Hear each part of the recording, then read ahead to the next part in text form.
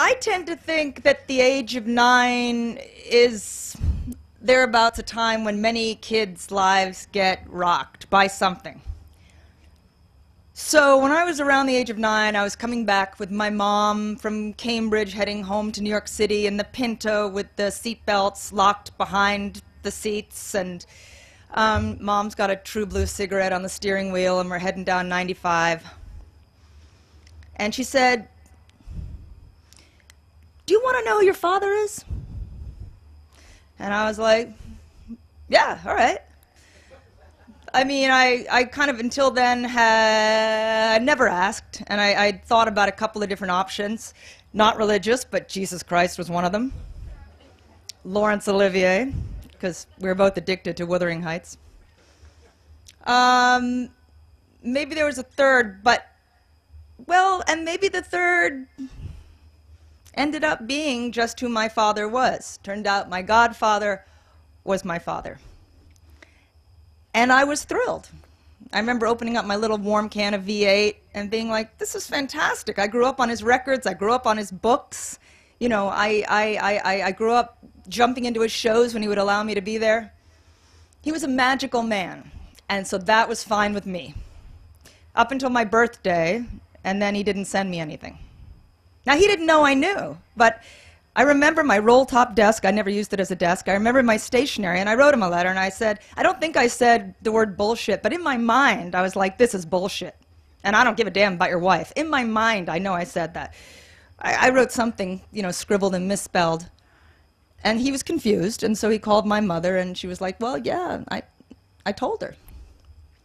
He was still confused, so we came to New York and we walked around the reservoir, and I cried and I cried. And every time we got together, when we did get together, twice a year, Chinese restaurant, walk around the reservoir, I cried, and I was always appreciative that he let me cry.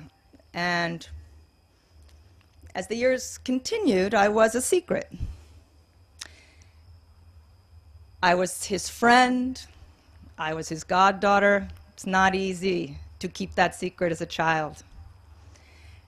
Later on in life, with my lovely Brazilian therapist who told me to get my toenails professionally painted and to take my father's name. Now, my dad had asked me to take his name for years, and I sort of thought, well, that's a nice little pity party gesture, but I mean, I love my father, but I was like, I'm fine, I don't need to take your name. All I wanted was for him to tell the world who I was. I did not care about his name or his family. I love his family, but my family. Anyway, she was right.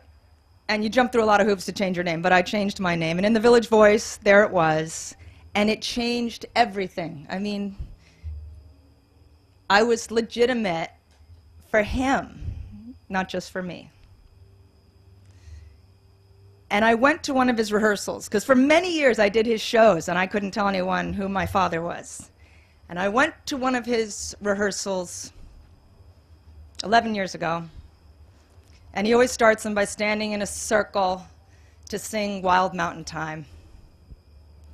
And I got in the circle with him, and he said, I want you all to meet my daughter. For the first time, he said it, as far as I'm concerned, to the world.